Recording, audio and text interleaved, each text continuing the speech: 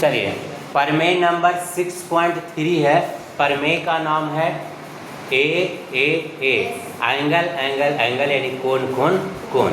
इसमें है कि यदि दो त्रिभुज में कौन हुआ, दो त्रिभुज में संगत कोण बराबर हो, संगत कोण माने कि पहला कोण के दूसरा कोण के बराबर हो, कोण ए बराबर कोण डी, बी बराबर ई, सी बराबर कौन ए। तो कहता है संगत कोण बराबर हो तो उनकी संगत भुजाएं एक ही अनुपात में होती है, यानी संगत भुजाएं माने ए बी बटा डी और बी सी बटा ई एफ और ए सी बटा डी एफ बराबर हो तो वह दोनों त्रिभुज समरूप होता है। यानी संगत कोण बराबर दे ले और संगत भुजा का अनुपात बराबर करना है तो वह दोनों त्रिभुज क्या हो जाएगा, समरूप हो जाएगा। तो हम यहाँ दो त्रिभुज बनाए हैं, त्रिभुज ए बी सी बनाए हैं और त्रिभुज कौन बनाया हुआ, डी ई एफ। ये दो त्रिभुज है, दोनों त्रिभुज पर हम लोग काम करेंगे। तो सबसे पहले दिया गया, सबसे पहले बच्चे दिया गया, इसमें दिया गया है कि त्रिभुज ए बी सी और त्रिभुज डी ई एफ में बात ना करोगे देखोगे कोण ए बराबर कोण डी है, कोण ए बराबर कोण डी है, कोण बी बराबर कोण ई है और कोण एफ बराबर कोण सी है, सी बराबर कौन है, एफ है। तो साबित करना है कि दोनों त्रिभुज समरूप होगा, दोनों त्रिभुज क्या होगा, समरूप होगा, समरूप होगा, सर्वांगसम न समरूप होगा। अब ये तो सिद्ध करना था, बनावट बनाए हैं कि ए बी बराबर डी टी लिए, ए बी के बराबर डी टी काटे हैं और ए सी के बराबर डी क्यू काटे।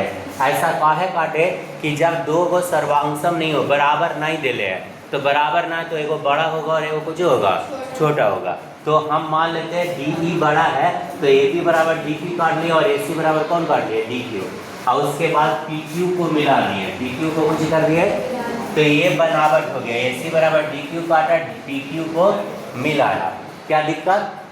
अब अगला प्रमाण है, कैसे हुआ, कहता है त्रिभुज ए बी सी और त्रिभुज डी पी क्यू, दो त्रिभुज लेके चल रहे हैं ए बी सी और डी पी क्यू, ये त्रिभुज लेके चल रहे हैं डी पी क्यू, सही है। इसमें ए बी बराबर डी पी और ए सी बराबर डी क्यू बनावट से था, किससे था हुआ, बनावट से, बनावट में था कि दोनों बराबर है।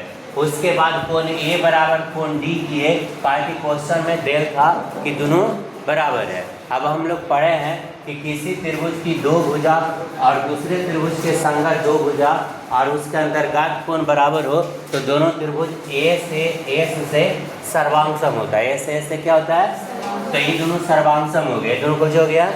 और जब सर्वांगसम होता है तो इसका सभी माप बराबर होता है, सभी माप क्या होता है, तो कोण B बराबर कोण P हो गया, B बराबर कौन हो गया, यानी E कोण और E कोण बराबर हो गया। लेकिन क्वेश्चन में दे रखा कि B और E बराबर है, B और E बराबर है, तो B बराबर P है, B बराबर E है, तो कोण P बराबर कोण E कन्फर्म होगा बुआ। तो यहाँ यही लिखे हैं B बराबर P या B बराबर E, इसलिए कोण P बराबर कोण A, कोई दिक्कत। तो कोण P बराबर कोण E हो गया और E दोनों संगत कोण है। तो हम 9th में थ्योरम पढ़े थे कि अगर संगत कोण बराबर हो तो पहली दोनों रेखाएं समानांतर होती है। तो कन्फर्म है कि PQ और BC PQ और EF समानांतर होगा, तो इसलिए PQ समानांतर को कर दिए EF, इससे हुआ तो संगत कोण से। अब 10वां में थ्योरम पढ़े हैं प्रमेय नंबर 6.1 में कि किसी त्रिभुज में एक भुजा के समानांतर खींची गई रेखा अन्य दो भुजा को एक ही अनुपात में क्या करता है, विभाजित करता है। तो हम लिख सकते हैं dp बटा डी और dq बटा df, इतना बटा इतना और इतना बटा इतना, ठीक है। लेकिन dp है जो ab के बराबर था, dq था जो ac के बराबर था, तो dp के यहाँ पर ab कर दिया, dq के यहाँ पर कौन कर दिए, ac। तो यहाँ पर ये प्रूफ हो गया कि ab बटा डी और ac बटा डी बराबर है। अगर ये दोनों भुजा हम लिए तो ये दोनों बराबर अनुपात में है, उस तरह से अगर ये दोनों लेकर हम चलते तो ये दोनों का अनुपात बराबर आता।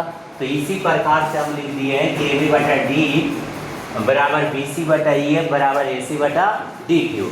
अब देखिए यहाँ संगत भुजा का अनुपात बराबर हो गया, संगत भुजा का अनुपात बराबर हो गया, यहाँ संगत कोण बराबर है। और हम पढ़े हैं कि दो आकृति तभी समरूप होगा जब उसका संगत कोण बराबर हो जाए और संगत भुजा का अनुपात बराबर हो जाए, ठीक है।